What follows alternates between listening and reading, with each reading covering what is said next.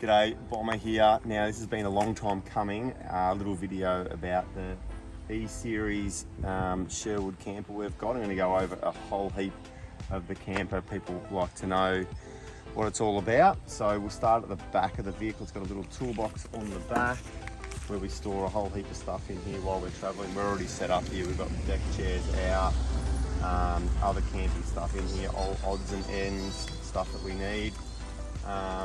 As we go to the rest of the camper, we've got cameras up top. So one of those, you have the options inside to view down or view back while you're driving. This outlet here is for the diesel heater, which I'll show you inside, which is a must. We've got the tow hitch on it because we tow the tinny, and we've only recently made those stone guards on the way up when we're in Cairns. Just an added feature. I've gone for the hooks on the back here, just because it's nice and quick and easy to change out as we're travelling along. We can tow 1.5 and have 150 kilos on the ball, so it's, as you know, that's a fair bit to tow. That little tinny does it really easy. Around here, 2 water fill points. That goes to a 140 litre water tank. This one here is for pressurised water if you've got a campsite and you're hooked up for the night. That's the hot water, so when we're hooked up to power, then it's the electric takes over, but otherwise if we're pulled up out here where we're just free camping in the bush, that's this gas. Power inlet is there. That's the outdoor shower, hot and cold water.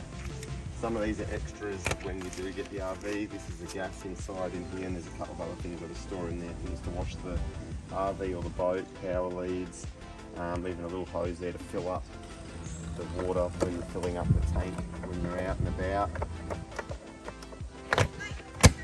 This is the shit job, literally, where that's where the toilet is in there, and there's a little fill point here, so it's got its own separate water tank for flushing the toilet. Grey water is down here, and then that goes onto the ground or wherever you're going to dump it. I'll have a little hose in the boat which you just lay on the ground. It's just grey water goes out. Nothing too complicated really with the Toyota. In the cab, one thing I do, we've got a couple of fishing rods here. Depending on where we are, there's usually a fishing rod ready. Just behind the seat, I just have a little tool bag in here. Just with generic tools, just in case when we're out and about. And a bit of inox as well, handy. Got a air compressor in there as well. But otherwise, yeah, just a little tackle bag as well, in case you've got to go for that sneaky little flick at some stage. Automatic 2.8 litre turbo diesel. Got the snorkels added. We've gone for the GVM upgrade with the suspension to 3.65 tonne. It actually weighs in fully loaded at 3.4 tonne. Gone the all-terrain tyres, alloy bull bar, UHF radio as well, which is handy when you're driving down the logging tracks or travelling with people who you know. Just having a yarn to those guys. Coming around the front side here, awning, pulls out really quickly. The pole is on the inside, clipped in here, and it's just a matter of then just hooking it onto the end and winding it out, and that just have the little legs that can be attached back to the vehicle, or as you can see here, we've got one leg down onto the ground and one attached back to the vehicle as well, because they're set up here for happy hour anyway and a few beers. So this little shelf is an extra as well, which we put on, which if you're traveling with a BBQ or anything like that, we've just gone with a single burner. And I've got the long gas hose in case we're doing a slow cook and we can leave it away from the vehicle. Gas bayonet underneath here, just so it's just convenient, so if we're cooking outside. Diesel fill point, 140 litres, got the long range tank as well. That's about it for the outside. Has this is it locks up onto the outside while you're travelling, so that's a, and then you can open that up to let a bit of air in. Flip the switch, that goes round. That's a crim safe, so that's fully locked as well because it is basically our house. So then if we go inside, these steps are pretty cool. Like, this is a bit lazy really when you have electric stairs. But anyway, that's just the way it goes. So if we head inside, as you come in, left-hand side fire extinguisher, control for the steps. Now, if you turn the car on with that down, it beeps crazily, so you won't go off with that being down. It does have an alarm. There's a gas monitor here and detection system in case there's a gas leak in the vehicle. Diesel heater control. This is full control of the whole car. The display, you can turn the outside light on, turn the water pump on, tells you the inside temperature, outside temperature, how much water we've got. At the moment we're running with 80% fresh water on board. Power, 12.8 to the car and 13.3 for the main batteries. Light switches throughout and one light at the back in case someone wants to stay up late. You can flick that there. This is where Mishka hangs out. We put a little clip in so Mishka can be harnessed up and clips on while we're traveling. And we've just got a little dog bed and just chuck the towel over the top so she can keep an eye on us as we're traveling if you want to jump. This is a queen size bed and there's a little hatch right there that you can go through, jump out onto the roof and clean the RV roof, the solar panels. And I've also got 2 rod tubes up the top for the convenience of storing all my fishing rods, and you can only access it through this hatch. I got the brackets made up and the guys at Sun Camper were pretty good. They just put it exactly where I wanted to, which was handy. So that's all pretty much, makes that all secure. There's a light on here. It does at night brighten it up really massively inside, those ones. There's also little lights here which have a dull blue light for night time, or you can hold it in and there's a white reading light. We've got those at both ends, put the extra ones in case we have a situation where you want to sleep with your head up this end, but typically we've been sleeping with the head at that end. All of the windows throughout have the fly screen mesh, but they've also got the block out mesh as well. So today it's a little bit warm up here, so we leave it like that. Mattress, one thing we did add is this mesh here underneath to keep a bit of air underneath to stop the condensation, and we've also put a mattress foam topper to make it a bit more comfortable because it is home. So that's a queen size bed. There are curtains when I do go fishing early in the morning, can close that up so Kel can have a bit of a sleep in without being annoyed by myself. There's a little step here to jump up and a convenient handle to get up, access to the getting up through the night, and that's just more storage as well on the inside. Grab handle here as you come in. There's a fan as well just to keep circulation going throughout. Another hatch at the top here, just a small hatch, and again lock out and fly screen there. Toilet shower in here, so we've got a little hatch and it also has a fan, exhaust fan, which is good. A light here that you can turn on, and it also runs on a motion sensor, which is pretty convenient in the night in case you open up and go use the toilet. Little mix-up, but also got the pressure switch on the shower as well, so you can conserve water when you are having a shower. It's pretty convenient. I just set it to hot, then just as soon as you leave her on, then leave her off. I put that mesh on the floor as well, just to sort of get the water to run away through the drain in case someone uses the toilet again during the night or during the day. You're not going to get wet feet if it doesn't pull away. But it's got a drying rack too, which we typically run the towels on while we're traveling in between places, and you can just leave it like that. It's pretty cool. Full magnet down the side and the hatch, and that really no dramas. As we come back through here, TV, there's different sizes. We went for a larger TV. Antenna is here, and you just simply wind that and the antenna just goes all the way up. There's a little control panel in here which just lets you know the amount of amps that are coming in on the solar panel and how many volts we're actually sitting on at the moment in that main battery bank for the RV. Inside here is hanging space. We typically don't use it for hanging space, so just a couple of things there.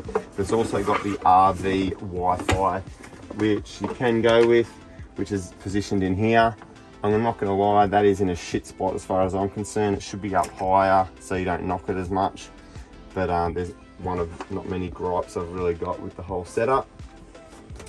So we just got stuff stored into there. Microwave. Underneath the microwave, more storage bin and just cleaning gear and other shoes and stuff like that, all in that little hatch. Next little hatch just has RCD protection for when you've plugged into 240, and just a couple of remote controls for the television and for the air conditioner. There's a 2000 watt inverter, which is just simply pressing this button here to turn the inverter on, and then the microwave is operational, or any other 240 product that you want to use through that outlet out there. We've just run a small extension lead inside. Sink, got a drinking water, there's a filter under the sink as well.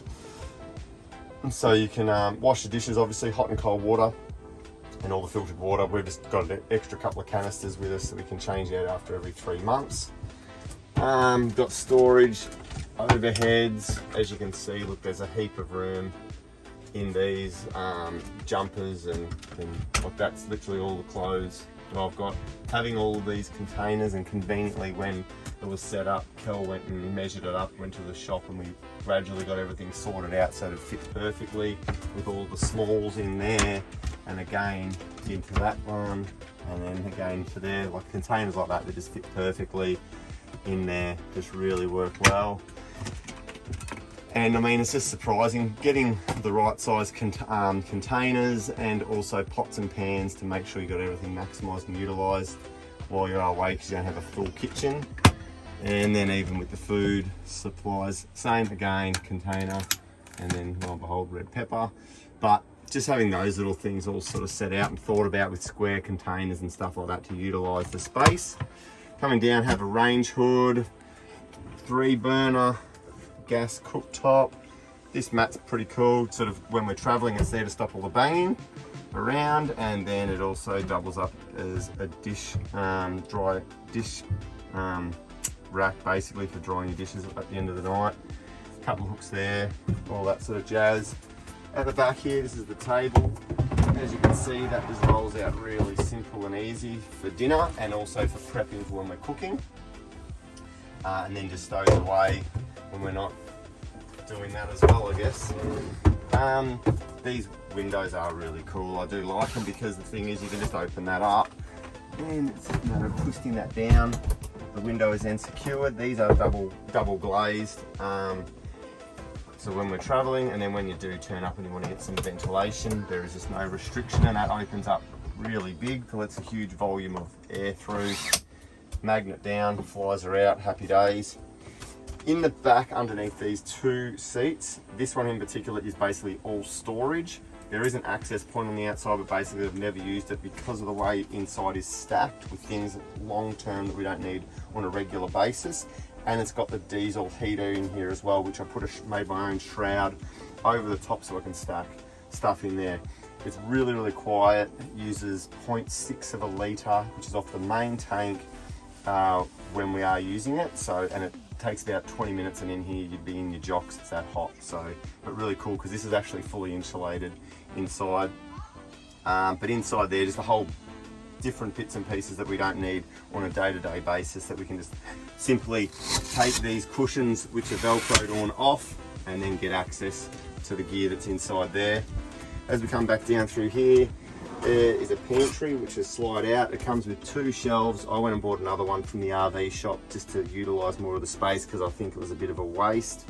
You can actually store, and we do have emergency supplies of little cans of baked beans underneath on the floor in the little void, but that's just, you know, again, just maximising every bit of space we've got.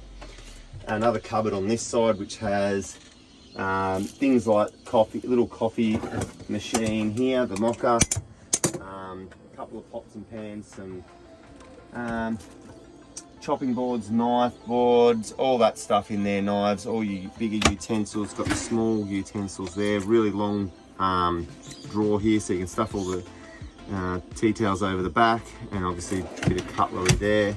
105 litre fridge freezer is pretty good. You can sort of easily work with that and go away for over a week easily. Little freezer at the top, so it's just about maximising and utilising that when you're off grid and out in the bush. Floor is just a vinyl floor, and aircon is only usable when you're plugged into 240 volt power, and otherwise haven't really needed that at all so far in this trip. Only a couple of times where we've plugged into power, otherwise we've been off grid a hell of a lot of the time and not plugged in. But that is basically the E series. Pretty happy with it so far. We've done about 14,000 kilometers. Only a couple of minor issues. One with the intercooler hose that split, but that was fixed under warranty thanks to Toyota. A couple of little alarms that came up, but just taking off the negative on the battery and then putting it back on, sorted that out, as we found out ringing Toyota about that when we were out remote. Inside the van itself, we've had one warranty on the water pump underneath, which is in the back underneath this seat. But realistically, pretty happy generally with the whole van. We've got a lot of extras put on to make life a bit easier while being out and about. And it tows the tinny really easy too. So we're doing between 14.5 and 16.5 for 100 kilometers when we're towing the boat. And that 16.5 is usually when we're on 110 and giving it to try to get somewhere. But otherwise, if you're cruising along, it does it easy. We've just finished the Bloomfield track, so for those who have done that, they know the hills, and it got up and down all around. So for those who have done the Bloomfield track, we've just completed it and did it really easy. So no dramas at all with the power and everything with the vehicle and what we're towing. So really happy with it. And otherwise, check them out if you're actually interested, but you can see what little camper is we're living in for the next year or so. Take it easy. See you next time.